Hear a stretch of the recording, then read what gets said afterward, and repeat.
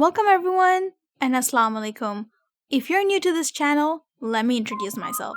I am Sam and our channel talks about food, travel, and everything in between. Sam is my better half who does all the video magic. Today's video, we are taking you on an epic journey to Marrakesh, a city that feels like it's straight out of a storybook. But first, let's rewind to where it all began.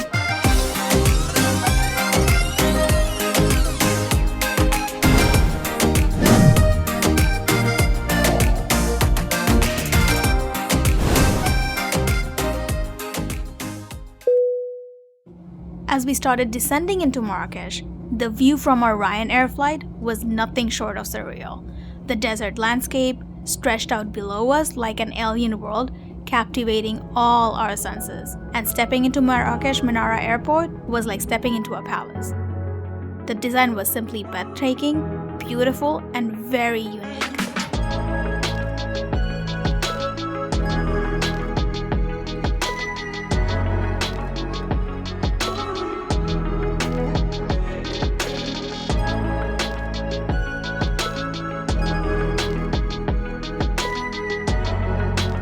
Cleanliness, impeccable.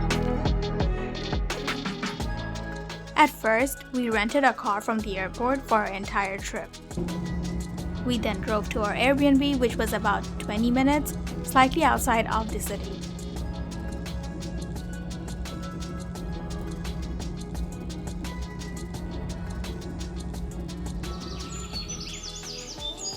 Our Airbnb was a Riad.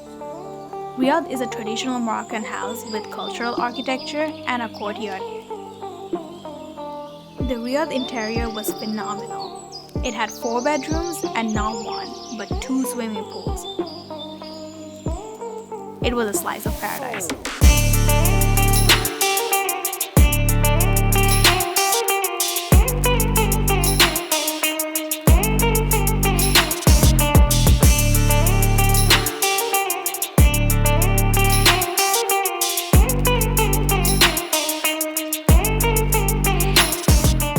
We went as 2 couples, and we both had balconies overlooking the large pool in the backyard. Even though the weather was very hot, the water was ice cold. There were sitting arrangements in the backyard too, where we enjoyed our breakfast. But enough about accommodations. Let's talk about food. We were extremely hungry as we landed late afternoon. We found a restaurant in the city called Meat Moot, where we feasted on the most delicious smoked meats you can imagine. We had lamb shoulders and briskets, which came with many sides. Here you get to order meat per kilograms, and we ordered a lot. You can tell we were hungry. Plus, the chef gave us an amazing show.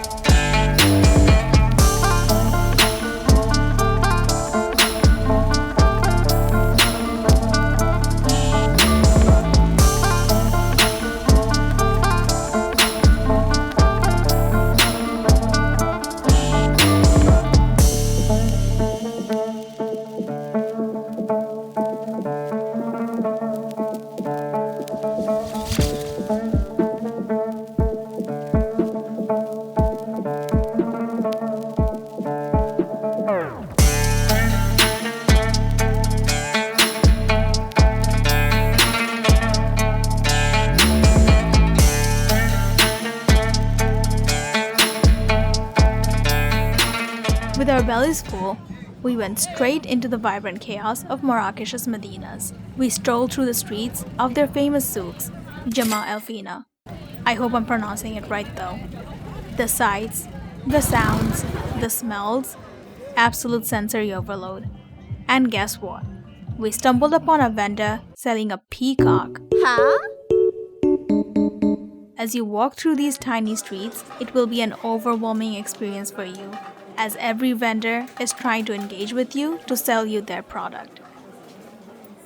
We also tried visiting Kutubiyya, which is a large 12th century mosque featuring a plaza with gardens and fountains. Unfortunately, it was closed for renovations. The next day, our exploration continued with a visit to Ben Yusuf Madrasa, an Islamic school renowned for its breathtaking architecture. There were distinctive marble work everywhere we looked. We couldn't stop admiring the work that was created years ago.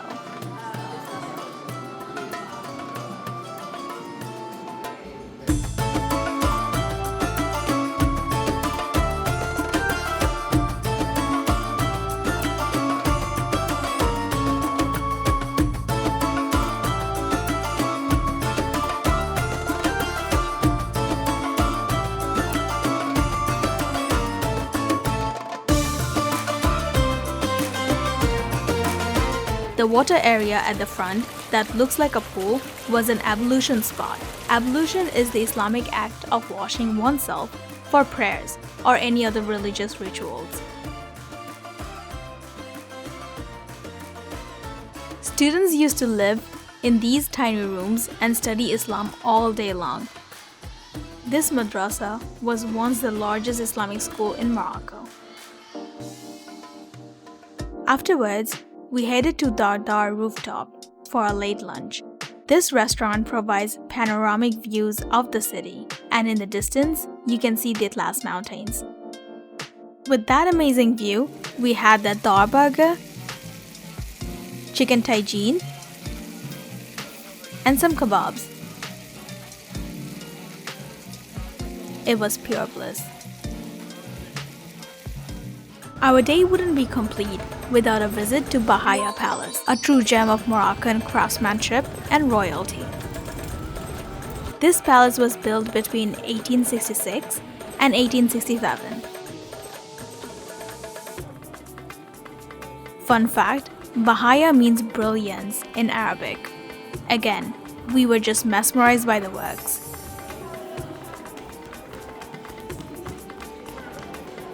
The palace had about 150 rooms, including gardens with orange blossoms and vegetables.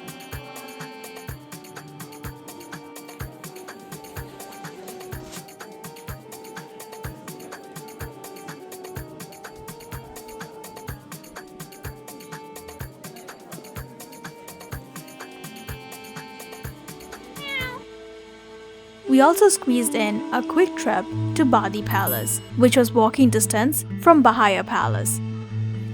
This palace was more in ruins compared to Bahia Palace, since it's much older, built around 1578. Fun fact, the name Al-Badi is one of the 99 names of God in Islam and translates to the incomparable. The palace welcomed us with rows of orange trees. On a side note, Moroccan oranges are extremely sweet and can be found everywhere. Also, there were stork nests on top of the palace. Look how big the nests are. And last but not least, we paid our respects at the Saadian Tombs.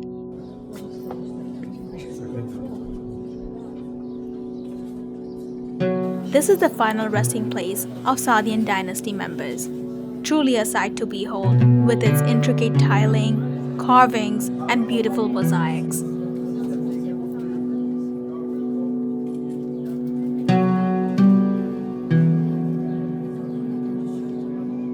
The line to see the actual tombs was very long, since the space only had one viewing spot.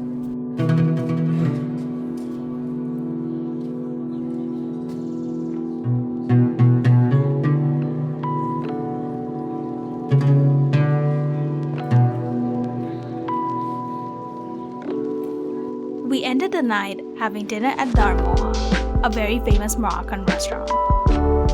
The decor was stunning as usual to Moroccan standards.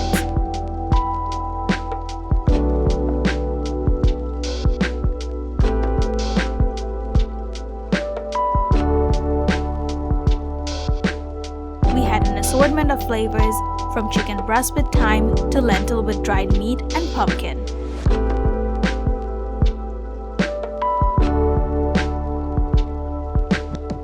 To top it off, we had the pastilla of chicken with cinnamon, a pastry dish. The taste was very different than we're used to, but we loved every bite of it. It was a culinary adventure like no other, and every bite was a journey into the heart of Moroccan flavors. And there you have it. Our adventure in Marrakesh may have come to an end, but the memories will last a lifetime. Don't forget to check out our videos on the Agafa Desert and 8 Bin Hadu. Also, stay tuned for the next video where we talk about our expenses as a couple for this entire trip and share some tips we picked up along the way. Until next time, happy travels!